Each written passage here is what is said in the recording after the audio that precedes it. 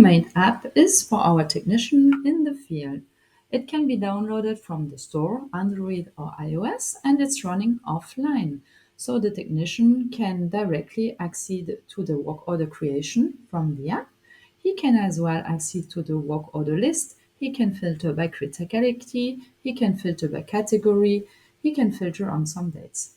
Once he has chosen his job, he can open the work order, he can start the time, he can stop the time, he can start again, he can add some spares, he can add other technicians, take some pictures in the field before after repair, ask for a signature, add a downtime, a diagnostic, and finally make his report.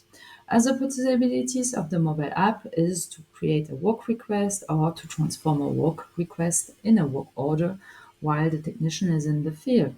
He can as well make some stock takings, meter readings, and he has the possibility as well to get asset information. So he can filter an asset by list or he can scan the asset and then he will see what was the last job and the historic, and in case there are some jobs to do on the asset, he can accede directly through the screen.